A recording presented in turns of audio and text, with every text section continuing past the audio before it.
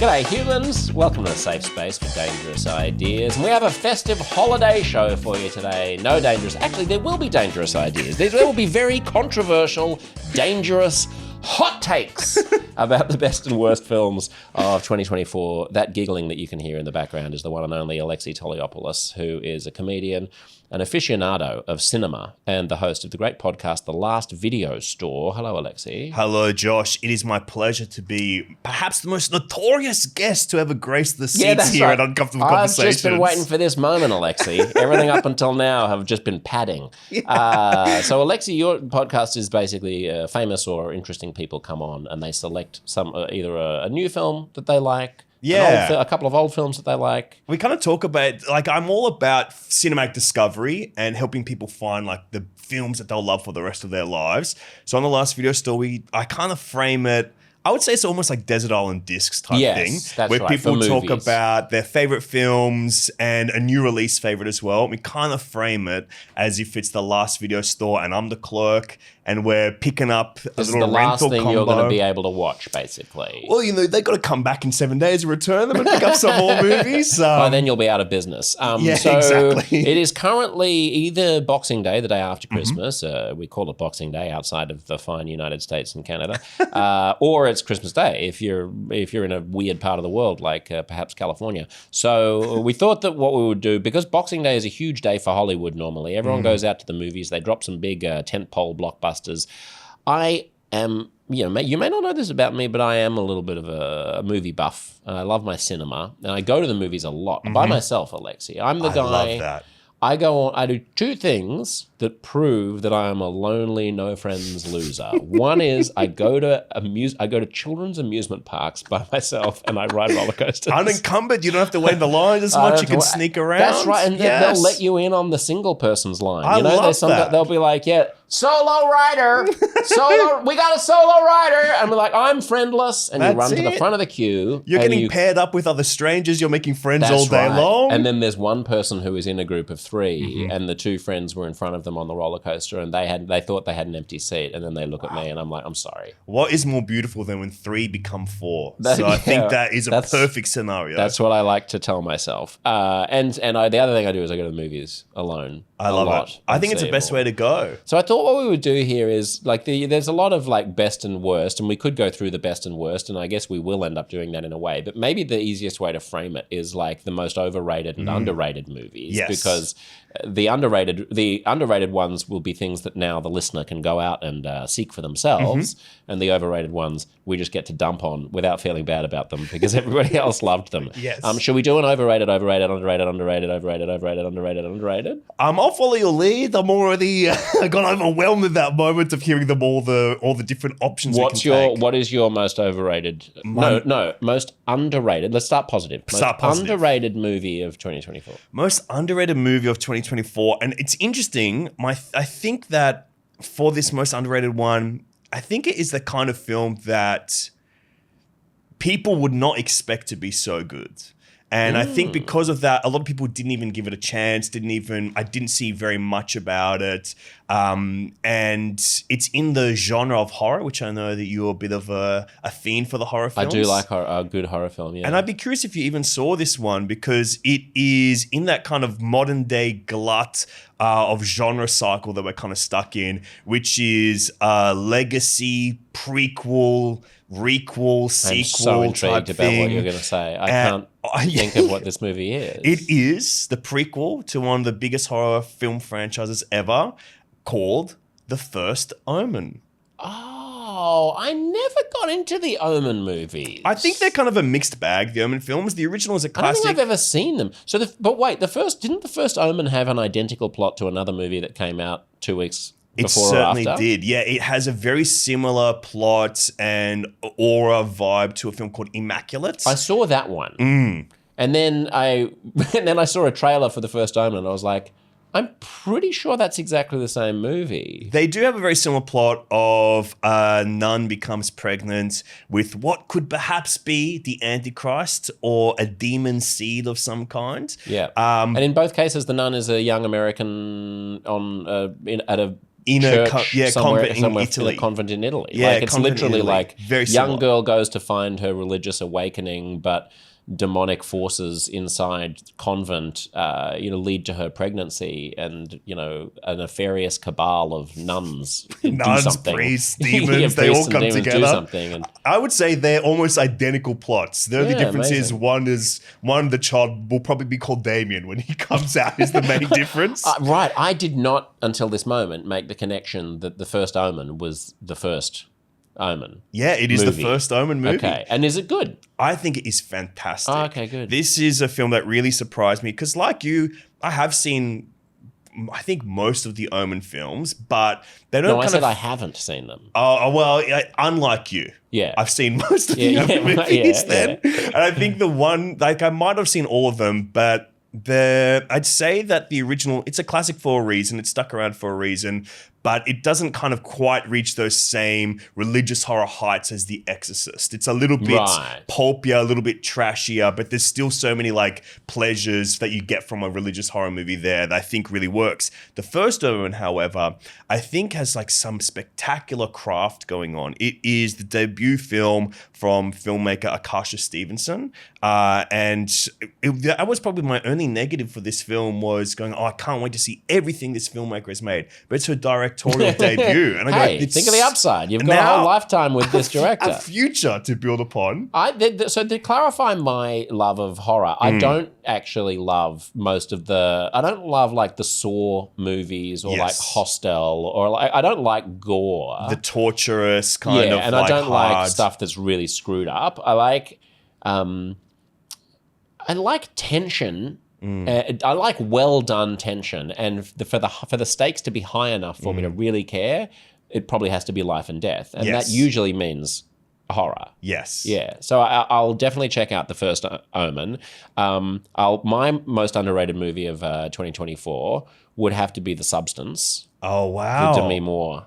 Wow. Movie. I think this is like one of the great stories of the year, like how high this film has soared. I mean, so many people hate it, and so many so many people's bodies genuinely rejecting the film. At the Sydney Film Festival premiere, someone passed out, fainted, and puked on my friend. I mean, it is a disgusting, bananas, bonkers movie. If you haven't seen it, it's Demi Moore. She gets a pill that's going to make her younger because she's an over-the-hill starlet, Hollywood star.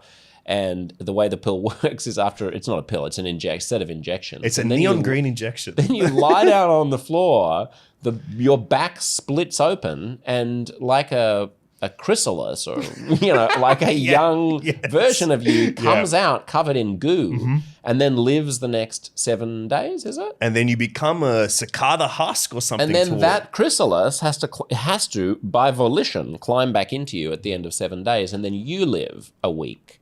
And you go swapping back and forth and back and forth. It's surreal. It's very weird. I thought it was uproariously entertaining. It's a lot of fun, right? And I think it's also been somewhat misunderstood because it was portrayed as if it was a parable about female beauty. Well, it's not even a parable about female beauty. It's literally about female beauty. It's literally about an old woman with wrinkles who doesn't like the way she looks. That's not the subtext. That's the text. That's the text. Yeah. And so the subtext was assumed to be, Demi Moore taking a brave swipe at patriarchal beauty standards in Hollywood. I liked it for a different reason. I think it's actually saying something more sophisticated, which is I think it's about addiction and the temptation and allure of living a life that feels better than the skin that you're in. Yeah. You're exiting your skin and you're entering this, candy-colored world where everything feels like you're $1 million. Yeah.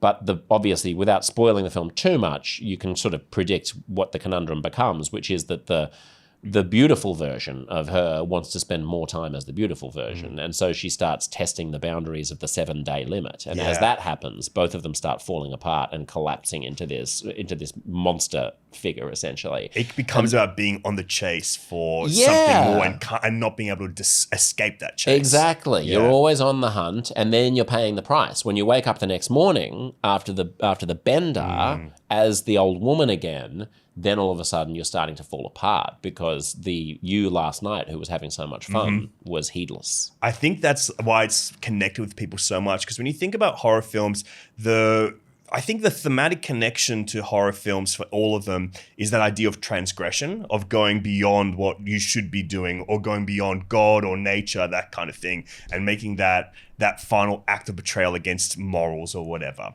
And I think The Substance has such a clean transgression that it translates so well to the imaginations of audiences. We can just go, oh, that is something that I felt, like I want to be more beautiful or I want to be more attractive. And that idea of going, what am I willing to do to go beyond that? And then reaping that comeuppance, I think fits so well and translates so nicely to an audience. Yeah, I like it. And a lot of people hated it, and I think that's one reason why I can say that it's my underrated selection. Before we move on, could I make one connection? Because I Please. think it's kind of an interesting thing that we're seeing in horror right now. Because I think horror is the genre that most cleanly speaks to what is going on culturally, like in a zeitgeist sense. But it's always like maybe a year or two behind what's happening, because that's how long it takes for film to get made from start to finish to be released. Yes. And it's interesting that we kind of have this genre cycle of horror that are like female-led horror films that are about body or body autonomy, with the one that I just mentioned, The First Omen, which is about an unwanted pregnancy, The Immaculate that we mentioned as well, and Substance as well, being like female bodily autonomy to a degree as well. I think it's so interesting to see that kind of becoming out, in the wake of Roe v. Wade being repealed and stuff. Yeah. It's kind of interesting just seeing how horror reacts to what is going on in society and how it speaks to it. And I don't know, it's just one of those things I think is worth noting. Also, how the Me Too movement has rippled through a few films, and this will come up in one of my most overrated movies of 2024 without spoiling that. What's your most overrated movie of 2024? I don't know if this is overrated per se, or one of the worst. I think it is my least favorite movie of the year. Oh, great. So if anyone were to give it beyond 1 star, Yeah. I would say that you're overrating this film. Okay, right. And this negative is 5 stars. I reckon it's negative 5 stars in that ballpark. But I would also say that if you're a film lover, I do think you should watch this to get a better idea of the landscape that is going on and to give you an appreciation of the true spectrum of good and bad. There are several films that this could be, and all of them are made by streamers that sort of spent 2 or 3 weeks in the movies, in the cinemas, just to become eligible for awards or something, I suppose, or for contractual reasons. And then they were just dumped onto streaming. This one feels like a huge dump with capital D-U-M-P.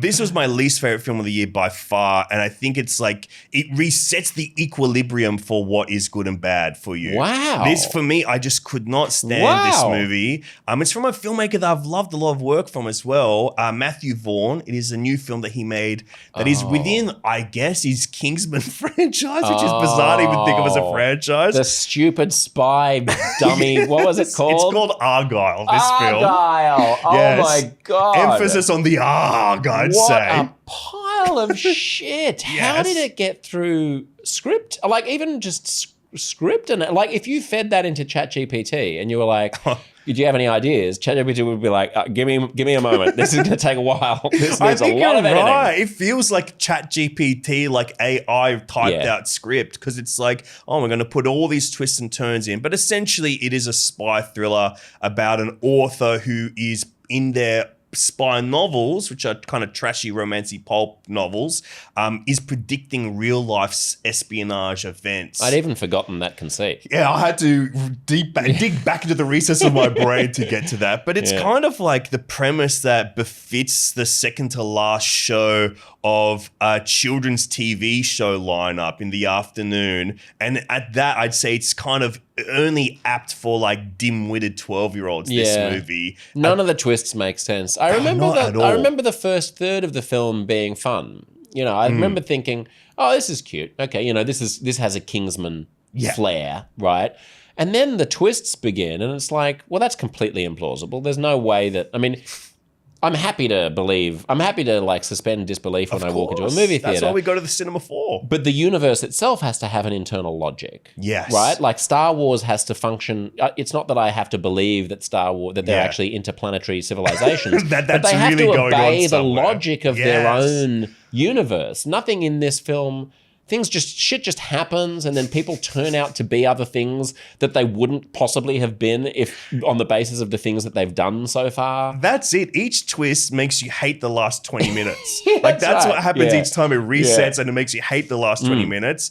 And it's interesting you bring up like that first third and like it not obeying laws, because the first kind of few moments, I guess like first 10, 15 minutes of the film, you kind of realize, oh, this is the film within the film, or the book that has been written being portrayed, and it's quite ugly and like hyper colored and looks all quite green screeny, and all the costumes look a bit odd, and Henry Cavill has this bizarre like Dolph Lundgren kind of like pompadour haircut that looks awful and insane, and everything's kind of cheesy, and then you realize like, oh, that's the book within the book, so that's the style that they've shown, what the Hollywood style of it, and then the style remains that for the whole movie. You go, oh, so there was no stylistic choice. He chose to be ugly. Yeah, and actually, it's a conceit that I kind of love. Like, I like films that play around with the meta. Yeah. Like, what are we seeing? What is a dream? What is not a dream? Is there a perspective that I'm missing here? Like, you know, Being John Malkovich or something, or Adaptation, or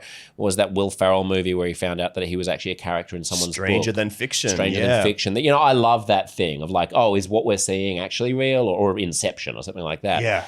But here they just take that conceit and then they're like, anyway, let's forget about that. So over here, there's a person who seems to be a spy but is actually a bad guy. Over here is a bad guy who actually turns out to be a good guy. And you're like, could you just have gone back to the previous 20 pages and edited them to be consistent with the bullshit twist you just pulled out of your ass? And like, you just pulled that twist out of your ass. Absolutely. And like even more so, the thing that kind of infuriated me more is like any betrayal of any kind of reality. There's a moment where two characters within the film, and I'm like trying to avoid spoilers, but I don't know why. Like, I don't think you can gain pleasure from revealing things in this.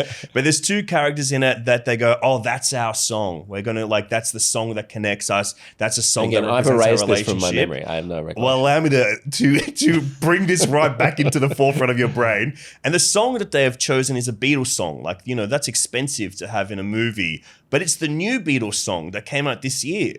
Like, you know, they found an old Beatles song that they remastered. Yeah. That's their song. Well, that was probably cheaper. It came out like within a week of the song coming out. So they don't have the connection to that song. Oh, I see what you mean. How can that be their song from the past? How can that be their song? Unless because they're spies, they had early access. I mean, there's so many stupid little mistakes like that. We were the ones that found the Beatles song in one of our espionage missions. But that's Argylle. I couldn't stand it. I'm glad you hated it as well. Argylle, I also hated it. Now, I'm going to be controversial with my first most overrated movie. I'm going to be really controversial. I'm getting the full uncomfortable conversations experience right now. I will say it's only overrated because this was a very well received movie. Okay, it's not. I don't think it's one of the three worst movies of 2024. It's Heretic. Oh, I have not had a chance to see this. No. So this is Hugh Grant in a great performance playing a floppy haired serial killer, essentially. Well, he's got no choice on that first part. That's right. But he does demonic quite well, or, you know, evil. He's not supernaturally demonic. And I won't spoil the whole thing, but a couple of Mormon girls come and knock on his door, and the first, again, third of the film is great. It's this cat and mouse thing where they're like, is this guy crazy? Yeah. Or is he just eccentric? Is he a sweet old man? Or is there something more going on? And that's a great tense build-up. And then in the last half of the movie, what could have been quite highbrow, I think, theological, like you could have taken a lot of the conundrums from the Philosophy of Religion 101 in a university philosophy department. And you could have just been like, okay, well, let's start talking about, you know, the conundrums about the existence of God, various proofs for the existence of God, the ontological argument, and you could have done a smart kind of, like if Christopher Nolan had been taking this, there would have been something clever to do with it, but instead it just falls apart into a predictable and absurd. Because Because it's like almost a trap house. Movie. Like there's traps across the house kind of thing. Is that? Kind of. I don't want to spoil it. Okay, Not then- exactly. Can I ask you though, like, because sometimes what you want from a horror is like the more prestigious, thoughtful kind of feeling of horror that, as people quote unquote elevated horror, a term that I don't really like, but it's a great describer for what we mean.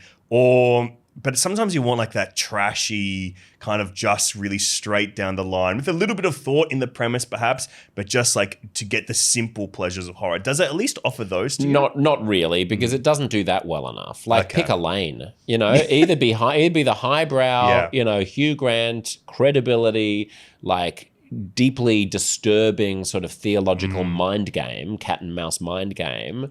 But don't do half a film of that and then half a film of, oh, and by the way, what he's really doing is this thing.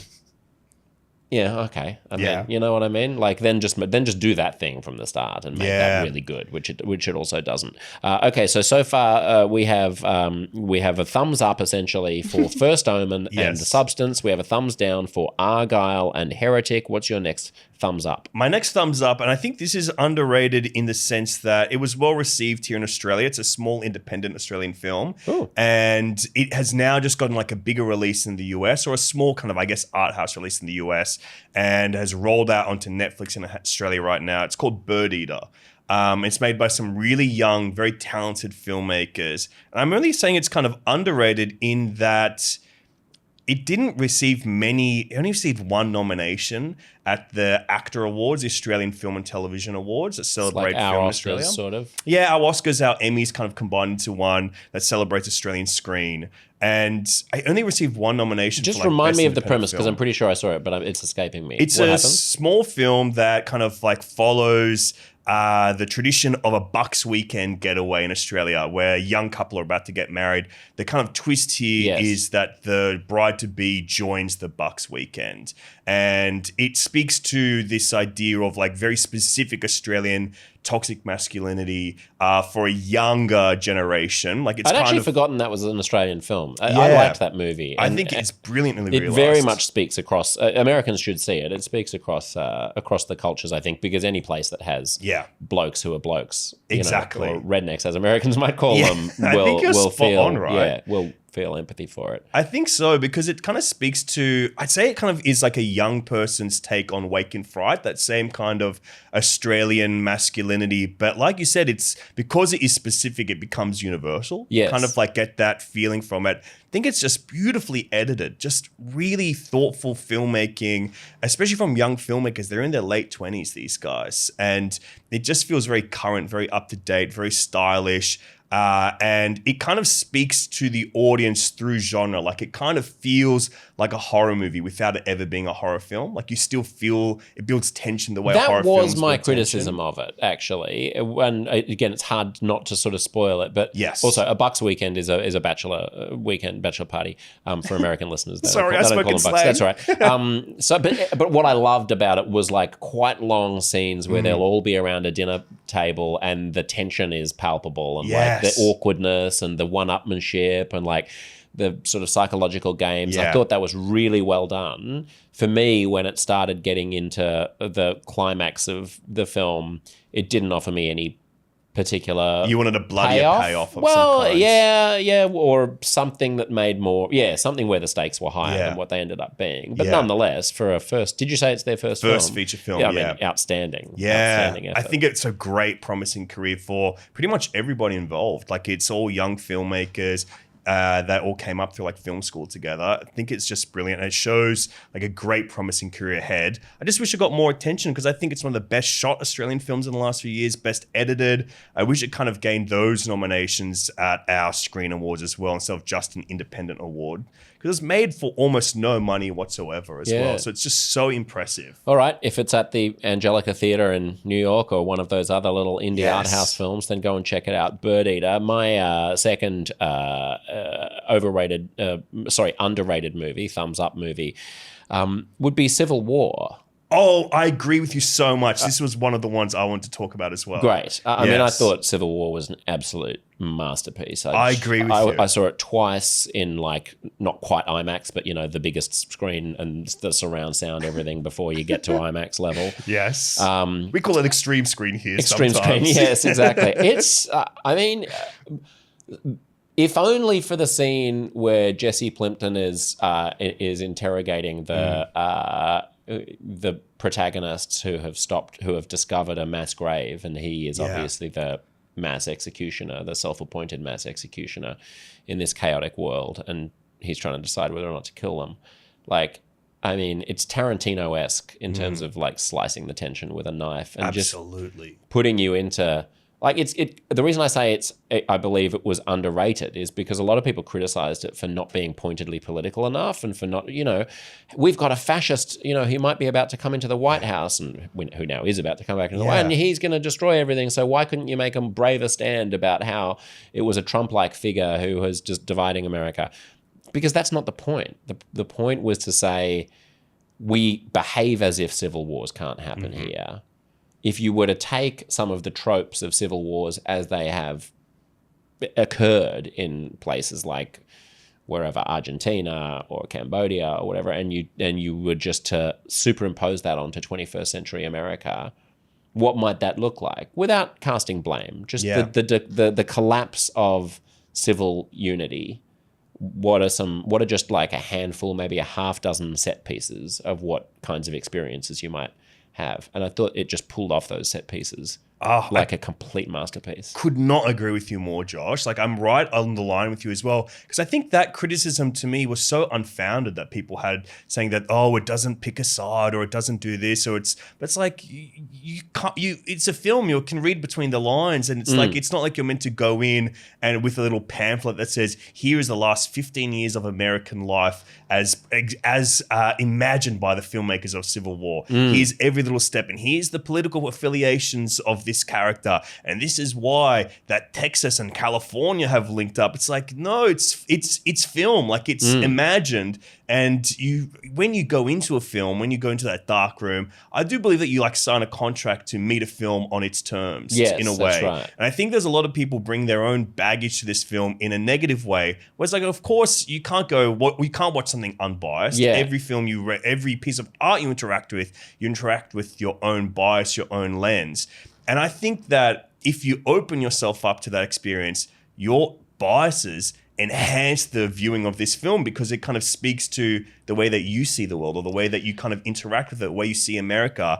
I just thought this was beautifully made in every sense. Yeah. And like it reminds me of what the criticism that we were just making of Argylle, where in Argylle there are unearned ruptures in the logic of the universe. Yes. In this universe, in Civil War, yes, there is a ridiculous leap that you are asked to make in the very first scene, which is that the biggest red state and the biggest blue state are for some reason on the same side in this Civil War. That to me is like, you're allowed to do that as a filmmaker. You're allowed to, in the very first scene, go, here's a ridiculous premise that we don't understand why it's happened. Don't ask questions about why it's happened, but this is the ground on which we're basing this particular story, right? We live in a world in which Texas and California are on the same side in a civil war. This is clearly my way as a filmmaker of immediately ruling out any partisan conclusions about this thing because, for some reason we've got these two states on the same side. And so you're just going to have to roll with me on this. And that's a decision that I can make. And I think if you're not willing to respect the filmmaker's right to do that, then you're a partisan hack who is not treating this as a work of art. You're treating this as some kind of political agitprop. So go and jump off a cliff. Now, thank God I like the movie then. I didn't want to leap from that cliff. Your second overrated... Wait, are we up to two? No, we're up to... Yeah, your second overrated movie. Second overrated movie, yes. The second overrated movie for me...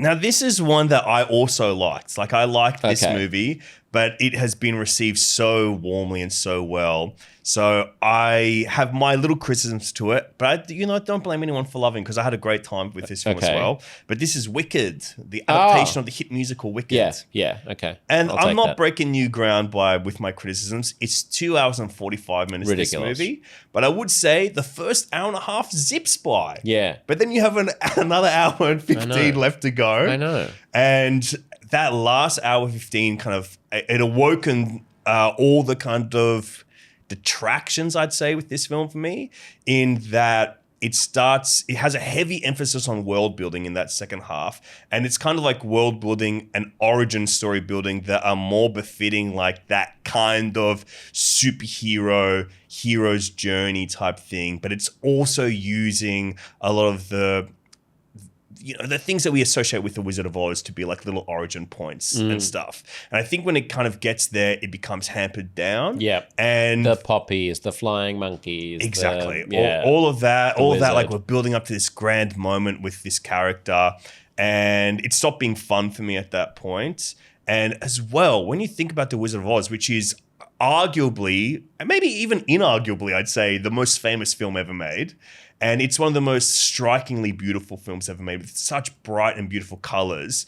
But then this film, John M. Chu, the director, made the aesthetic choice to kind of not play into the technicolor of that film, to kind of ground Oz with a bit more of a murky aesthetic and less vibrant lighting, to make it more realistic, he said, or naturalistic, to kind of bring you into the world, so its fantasy becomes reality, or fantasy becomes real. And do you mean before they go to the wizard, or only after they go to the wizard? I think it's across the whole world, because it's certainly it's a much darker palette when they're just at college, and high school or wherever they are.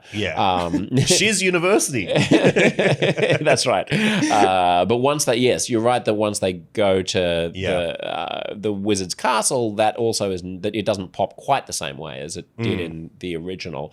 I mean, I agree with you. Fine, it's great. Whatever.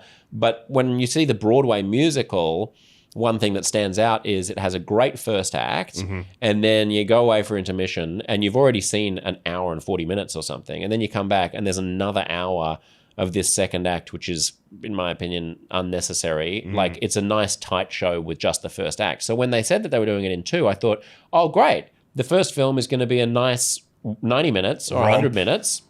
Yeah, and it'll just be the first act.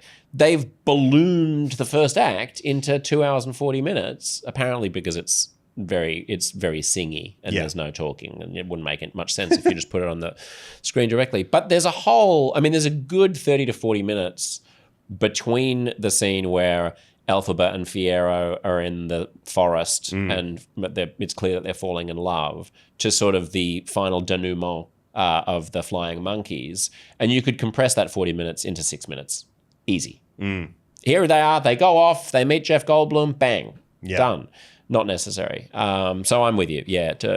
Overrated. Although still good. Worth taking a 10-year-old. Oh, absolutely. I think that's the mistake I made. I did not take a 10-year-old with me. You got to find more 10. You got to some more kids. You got to hang out at roller coaster parks with me more and grab yourself a 10-year-old, as is my wont.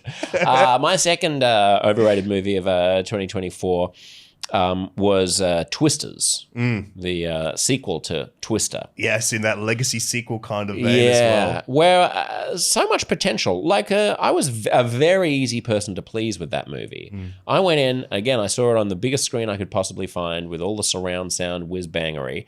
And I was like, I'm going to love this, because you know what I want? I don't need character development. I don't need plot.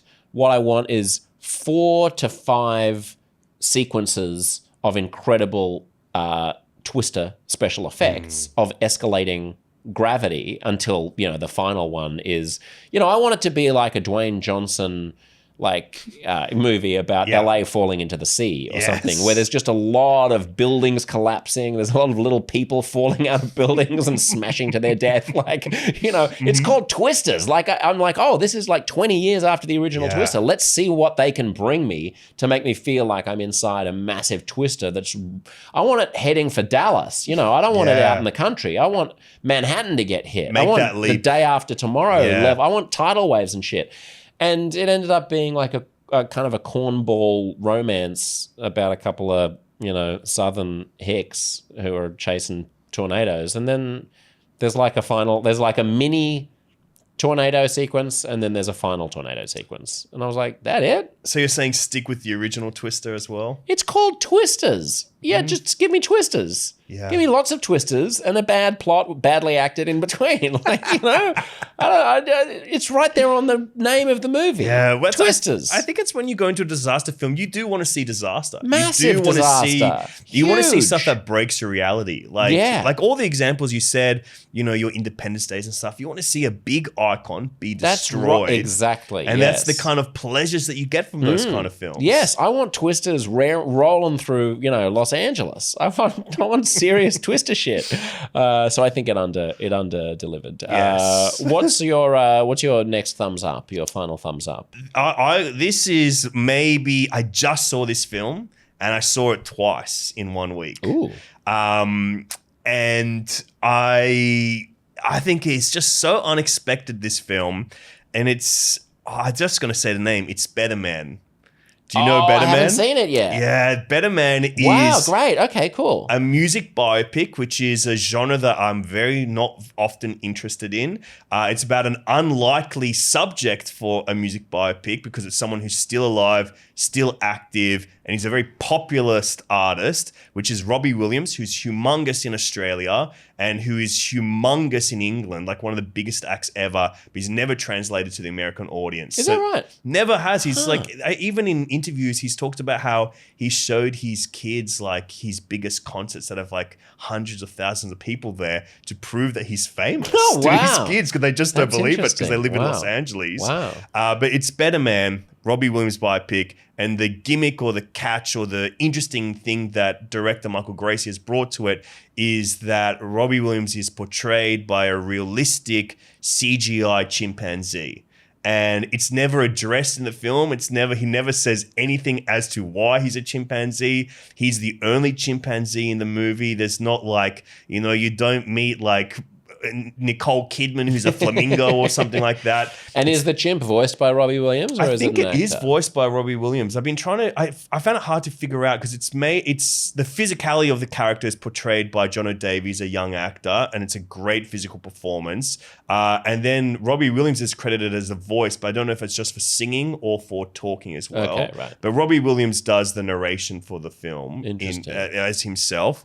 But I think that this is just a great leap, and I found it incredibly beautiful, like beautifully realized. And the magic trick with that chimpanzee as Robbie is quite spectacular, I'd say. You make that leap early, and because you kind of meet this character as a child, you go on this full journey, and it's a great child performance from this chimpanzee as well. You start feeling this character quite deeply, and you get this sense of empathy for this chimp in a very different way than you would in a traditional biopic film. Wow. And it just works so much in that you go, is this how this character sees himself? Or it kind of makes you feel like, this person's different. That's why this kid feels strange, like feels sad or alone. It's because he's different from everyone else. It's just a very simple trick, but then realized amazingly because it is photorealistic, computer graphics imaging that just feels... Right, it doesn't look weird. Doesn't look weird unless it wants it to look weird. But then what it does, like what he's done is, if you think about the spectrum of mankind from chimpanzee to Robbie Williams as this linear line, he's found the exact midpoint between those two where you believe it both ways. And there are moments where it becomes a bit more animalistic. It kind of plays on human anxiety in an interesting way. I think it's just so superbly done, and it's an integrated musical of his life. It's not just you see him at a concert and he sings his songs. Yeah, I was worried about that. I was worried about seeing a succession of songs where a chimpanzee is singing them. Like I was like, am I going to get bored 90 seconds into each of these songs? These are huge spectacle style musical numbers where there's singing, there's dancing, they tell his life story from his perspective. Okay. I think they're very imaginatively captured. Did you like the Elton John biopic? I would say it's in the same ballpark as the Elton John biopic. Yeah, I like that a lot. And I think Michael Gracie even worked on that, the director, to some degree. He was a special effects guy before doing The Greatest Showman, and he's a commercial director as well. I hated The Greatest Showman. I think I've never seen The Greatest Showman, but I'm convinced this guy's a genius from just this one movie. Good. And even if you didn't like The Greatest Showman, I still would say give this a chance. I'm not a huge fan of musicals per se. Like the moment, The Greatest Showman is just it's basically an album. Yeah. And it's Hugh Jackman just running around singing about things, and every time the band strikes up, I'm like, I'm looking at my watch and go, fuck, I've got another 4 minutes of just a song, and then there's a bit of talking, and then the band starts again. I'm like, Jesus, can I go to the toilet? I think you might appreciate this because it's such a big swing. Also, I like Robbie. I mean, I like him as a person. I like his music. It's then you'll love this. What's not to like about he's Robbie a cheeky Williams. monkey. He's a cheeky monkey. You'll enjoy That's it. right, exactly. And his music is fun. It uses it all well. They're great renditions of these songs as well. I think you have a good time, and you got to appreciate someone having this unexpected great success of The Greatest Showman. Like that movie went bigger than you could imagine, and then go, what am I going to do next? I'm going to make a Robbie Williams biopic, and he's going to be a chimpanzee. Yes, very good. I respect it. Very good. Well, before we leave the subject of movies that are a something man, I very, very nearly selected A Different Man as my third best movie of 2024. Yeah. Have you seen A Different Man? Yeah, I really quite like this film a lot with Sebastian Stan. With Sebastian Stan, who plays Donald Trump in the Donald Trump biopic and is in superhero movies that I don't know. Yeah, he plays the Winter Soldier. Okay. And it's an amazing movie about a guy with a congenital face deformity, and he gets it taken off. He gets this miraculous new thing in a similar conceit to The Substance. Yeah. And all of a sudden he's able to do this, and he's able to become super handsome. And I won't spoil it, but it's a very funny, dark comedy. Yeah, exactly. It's got a great tone, that film. And again, in the same way as like I'm tickled by films like Being John Malkovich or something, or Eternal Sunshine. Yeah. This has that slightly weird, surreal kind of kooky strangeness about it that I found very rewarding. But that is not my third best film of 2024. It's actually This Old Ass. Oh, My Old Ass? My Old Ass. Yeah, with Aubrey Plaza. Yeah. Yeah, great film. My Old Ass. It's a romantic comedy. It's a Canadian movie, low budget, set on a lake. It's a summer, and she's 16 or 17, I guess. I think so. It's a kind of coming of age film. She's a gay girl who is like sort of struggling with her identity, and she takes acid or mushrooms one night, and all of a sudden there's a woman there, and it is herself aged 40, and she is able to give her some advice, and she forms a relationship with this future version of herself.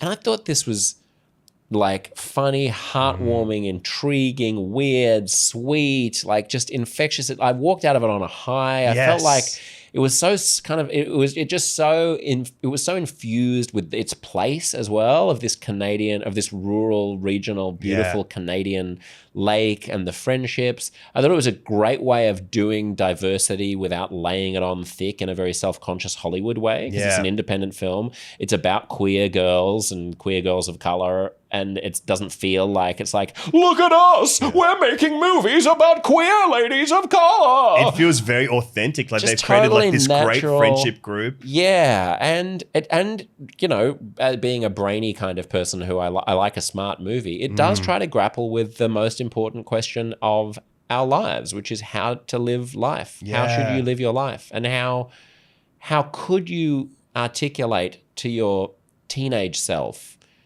the way that they should live from the perspective of a 40-year-old that wouldn't quash all of the fun out of being a teenager? Like, the whole point of being a teenager is to be heedless about what you are going to be like when you're 40, not to diligently lay down the correct choices in life.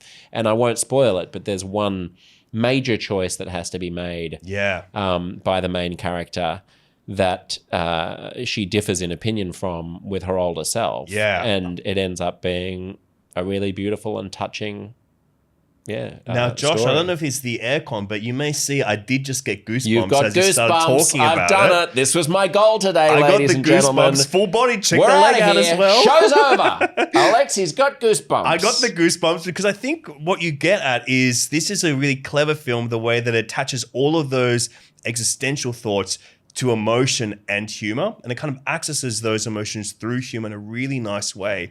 And I think the conclusion of this film is so moving. It's a charming journey to get there, but you cannot speak anything apart from like how emotional that conclusion is, and like how heartfelt and how warming it is, and how relatable it is. Like everyone goes through.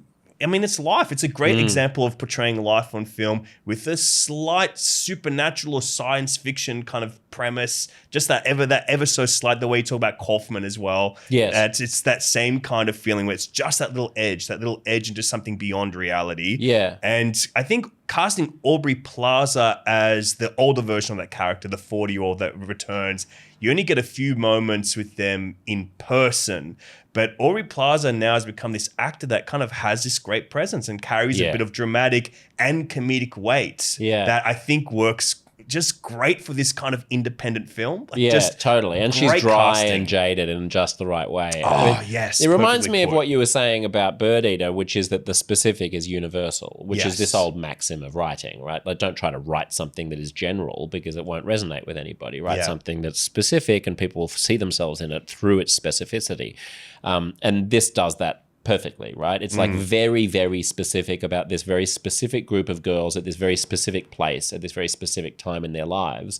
And as a result, it's able to grab your heart and sort of take you on an emotional journey that's completely universal to all of us, at least all of us who've grown up.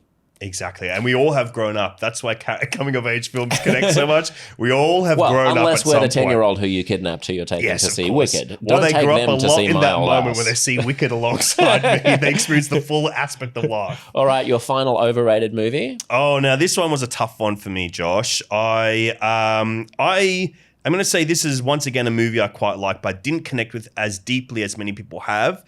And it's also in that ballpark of comes out early in January 2024. Oh, okay. So might technically have been a 2023 awards contender release.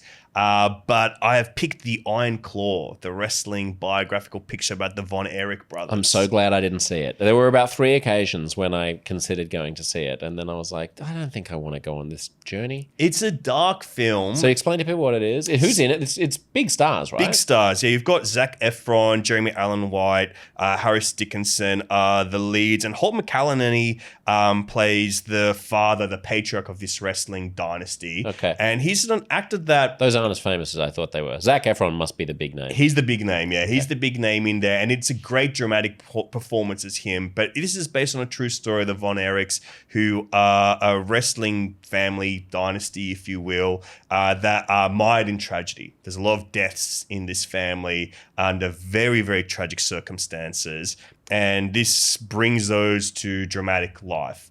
And I'd already seen a documentary about this family, so I think that might have hampered my, I dare say, enjoyment, because it's a film that puts you through the ringer. Yeah, right. So it's like not really an enjoyable watch, but I think a lot of people felt those tragedies very deeply watching it. I just don't know if I connected to the emotional aspect of this film very much. Never really grabbed me. I think partly that would be because the poetics of it were kind of a bit few and far between.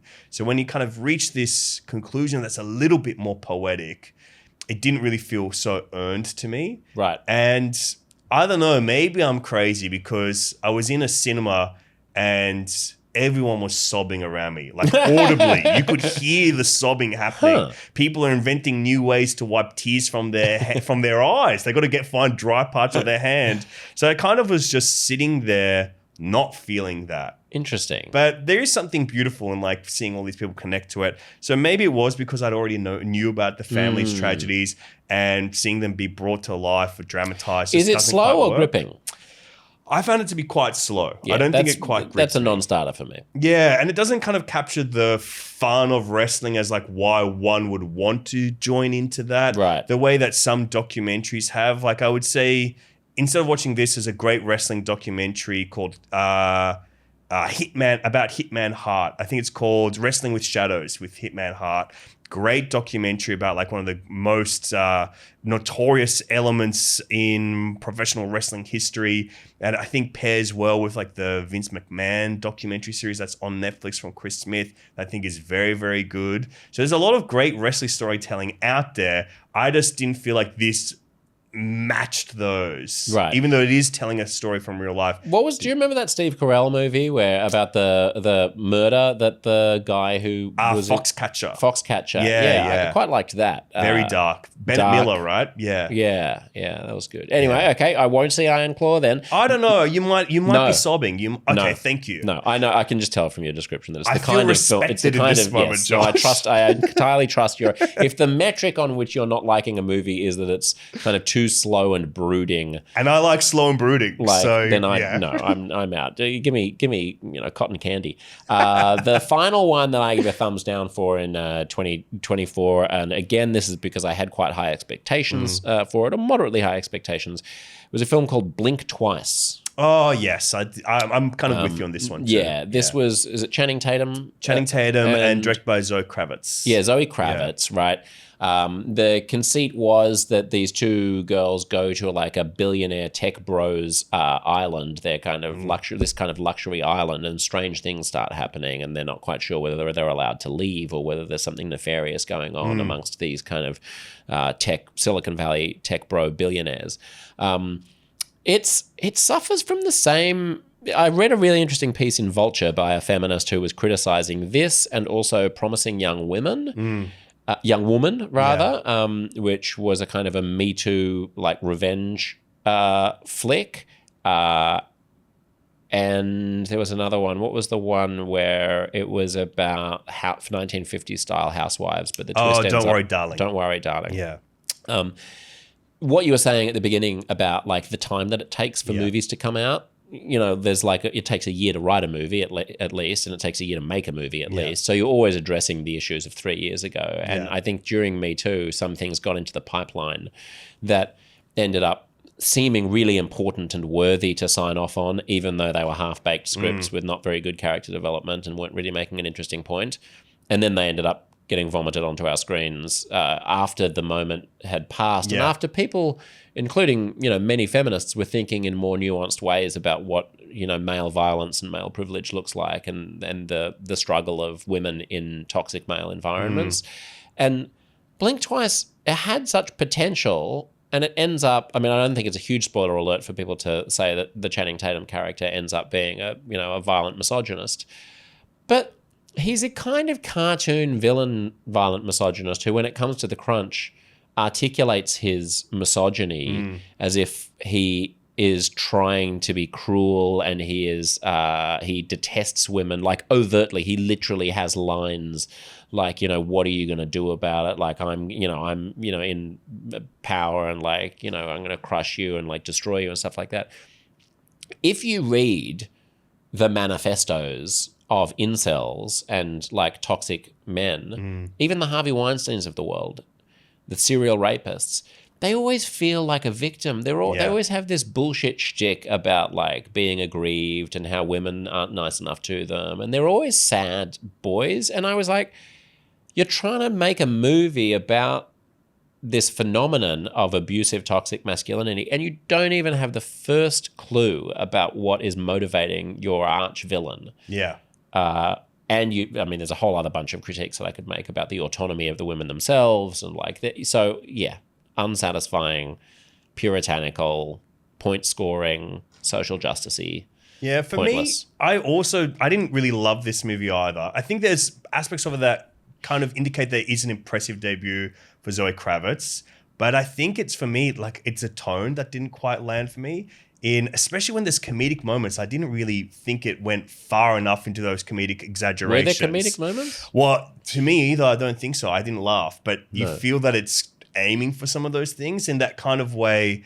Like, what I think is a really perfect example of a film that does these things of like social commentary through kind of horror comedy is obviously Get Out, which I think is maybe the best film of the 21st century. Agreed. Yeah. Like nothing becomes an instant classic the way that film became. I think it's just one of the greatest horror films ever. Yes. And that uses horror to speak to you about society, issues about culture in a really elegant way. And I think this film has a lot of the same trappings. It's trying to do a lot of the same things, but just doesn't quite get the same way by maybe not going as elegantly into the comedy or as tough into Well, it's just much more stupid. Yeah. It's just much more stupid. It's as if Get Out had cast its racist white people as 19th century redneck KKK people. Like, we get that stereotype, but it's not actually how racism functions in America in the 21st century. The genius of one of the many genius things about Get Out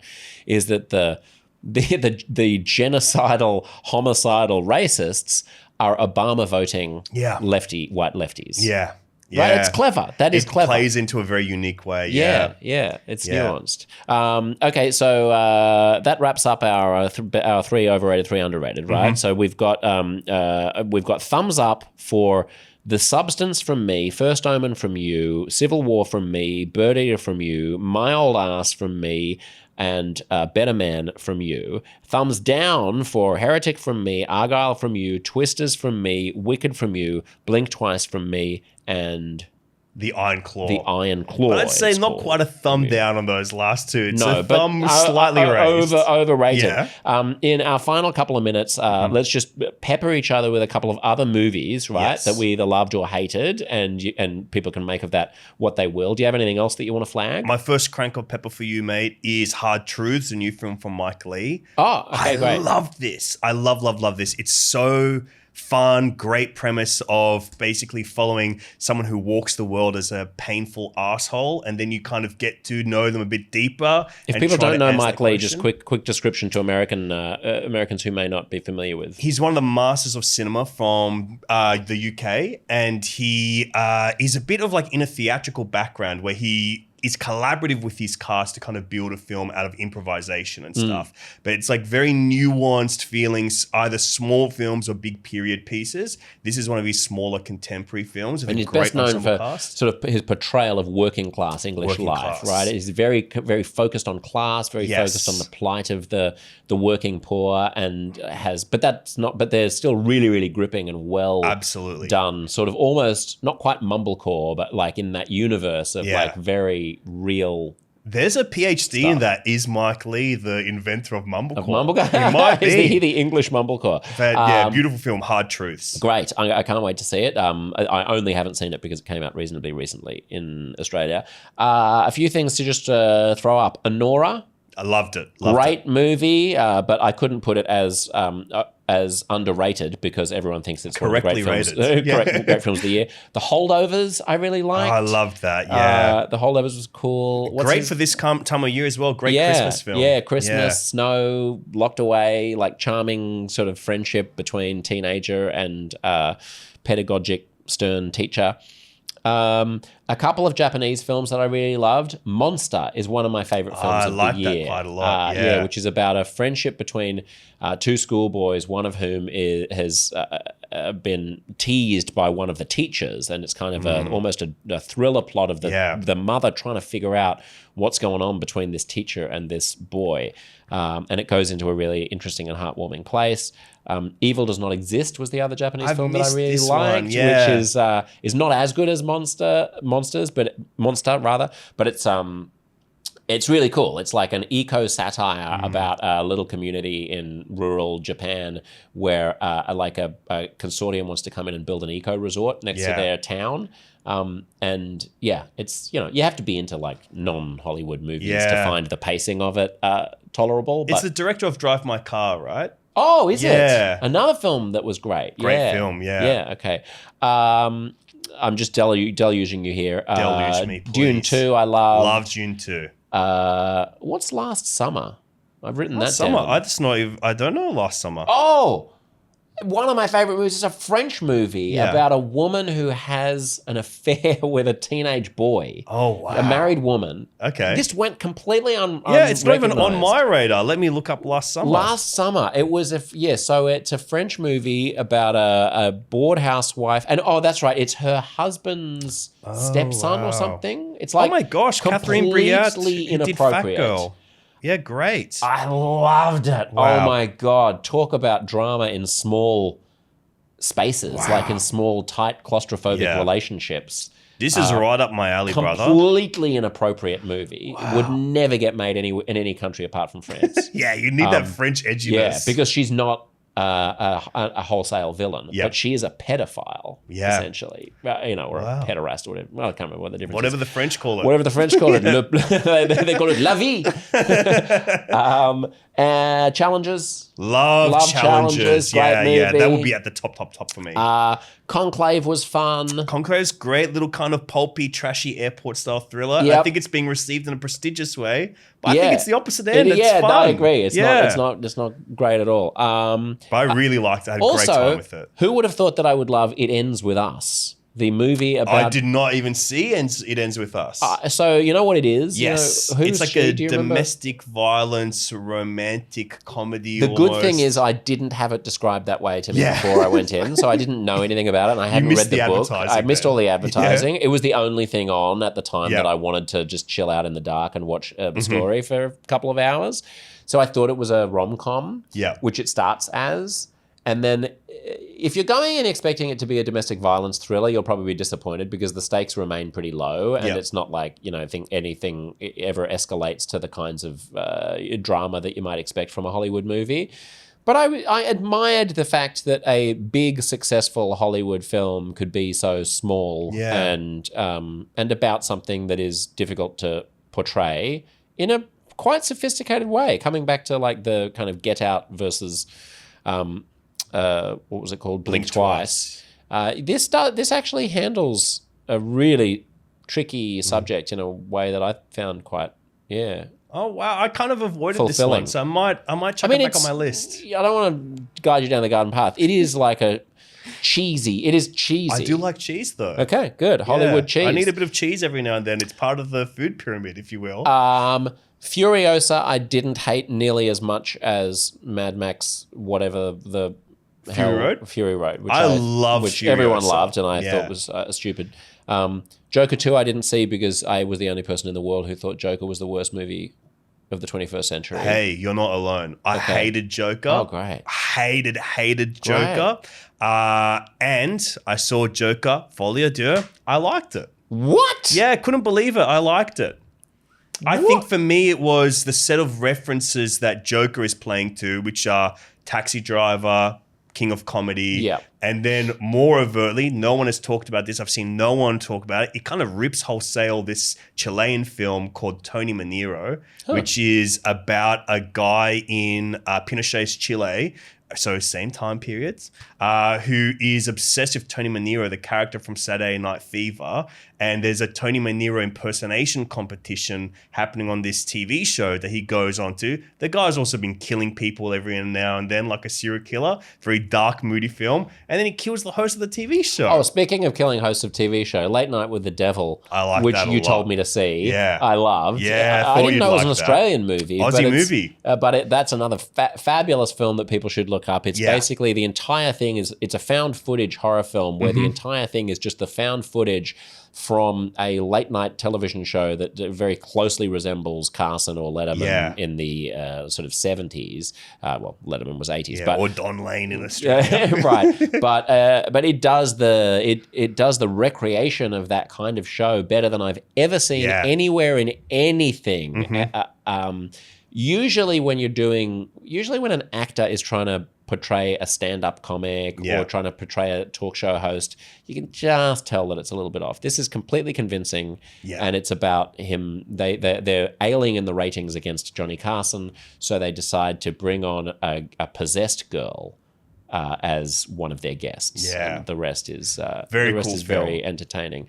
Joker Folie à Deux. Maybe I'll give it a shot. I thought the original. So the thing about the first the Joker well, not the first, but you know what I mean, the first one in this pair, was not only did I not understand the kind of homage it was trying to make to King of Comedy, because it's just the same. Thing. It's the same. The only twist is the guy wears makeup, you know? Yeah, but I don't understand. I didn't understand what they expect us to make.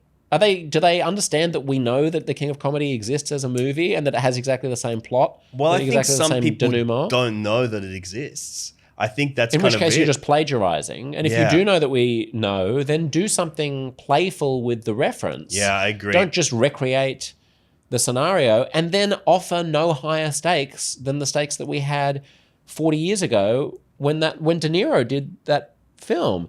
And I think it's also, for me, it's almost a weird miscasting of De Niro where it goes, oh, we're accessing this one role that he did, but doesn't speak to who he is culturally to people. I would say for me... He also doesn't do a good job the way that Late Night with the Devil does in portraying a late night talk show. It's the wrong kind of charisma for a late night show host. I think for me, the references in Folie à Deux, which are weirder, more esoteric, like Pennies from Heaven or Coppola's One from the Heart and Sidney Lumet courtroom dramas, that's a weirder mix in the recipe to like kind of put together. So it kind of feels a little bit more unique in that sense, or... for me, at least a more palatable set of references coming together to make something a little bit more interesting. Like I just found it a little bit more interesting. Because that was my main critique of Joker was that you'll have a 7-minute shot of Joaquin Phoenix looking in the mirror sadly, and then you're like, okay, well, hopefully this is going to motivate him to fuck some shit up. And almost like my critique of Twisters, like if this is about Joker, we know from The Dark Knight that Joker is the most nefarious character in perhaps all of superhero-dom. Yeah. So show me that nefariousness. To have him as a boring, tortured soul who's just meandering around, like, and then the worst thing that he can ever do is kill one person? That's it? Yeah. That's all you've got? And I waited 100 minutes for you to kill one person? You didn't do anything else bad, Joker. I think that I could forgive you for everything you've done. I think that if you're looking for stakes, Joker Folie à Deux still may not be for you then. Okay. But I don't know. I hated that first film, so to find anything in the sequel was a huge surprise. Right, to me. you came from a very low bar. Very is there low anything bar. else that you want to throw into the system before we bid you adieu? Any final thoughts? I really loved Love Lies Bleeding as well. I thought that was a great little like hard neo-noir. And ones that are kind of coming up towards next year, Baby Girl I really liked. Is this things that aren't out yet? Or Love Lies Bleeding has been out since the early this year. And then Baby Girl is in that kind of Oscar-y race. So early January, I think it's coming out with Nicole Kidman. I think you'd like it if describing that French film. It's an age difference kind of affair going on as well. And I'd say it's a little bit kind of like 50 Shades of Grey with a really nice coat of paint on it in that kind of expert filmmaking sense. Okay. And a little bit more fun. It's a Nicole Kidman, Antonio Banderas, and Harris Dickinson. I mean, I'm Great sold cast. with Banderas. Yeah. Yeah. And it's fun to see Nicole Kidman and Antonio Banderas, who I think of two actors that kind of had their starts in the realm of like erotic thriller and dramas. Yeah. Coming back to that territory together is quite fun. You're just making me realize that I should watch Dead Calm again, which I haven't seen in 20 years. Nicole Kidman's first blockbuster hit, probably. Yeah, right? I think so. Great film. And it would be a great triple bill if you do Dead Calm, you do Laws of Desire, the Pedro Almodovar, Antonio Banderas film, then you follow it up with this Baby Girl. I'm going to do it. We'll have a triple showing, just you and me. That it? That's Anything it. else? Yeah, I think anything you're looking forward to in 2025? Oh, what else am I looking forward to? I'm really looking forward to Mickey 17, the new film from Bong Joon-ho. It feels like it's been hidden from us for quite some time. It was meant to come out this year, but it's a science fiction big film with Robert Pattinson, Toni Collette. Great. I think that looks really exciting. That's the one that's my number one most looking forward to. And are we getting Tom Cruise's final Mission Impossible this year, or is that next? I mean, in 2025? Just been retitled Final Reckoning. Final Reckoning. Is that 2025? I think that's 2025. Okay, good. I'm looking looking forward to that. Let's cross our fingers. I hope we do. I've just started getting my daughter into Mission Impossible movies. She's 7 years old. She loves it. Wow. I mean, the whole Burj Al Khalifa scene where he's climbing up the outside of the tallest skyscraper in the world. Come on, one of the greatest And then we started stunts. watching the documentaries about how that was done, and like, you know, you can see him out there with his harnesses on. Wow, you were indoctrinating your iconic. children into cinema, and I could not be more happy and proud. I love it. New film lovers being brought into this world. Thank you, Alexei, for chatting. Lovely to have you. My pleasure, Josh. Thank you for chatting with me.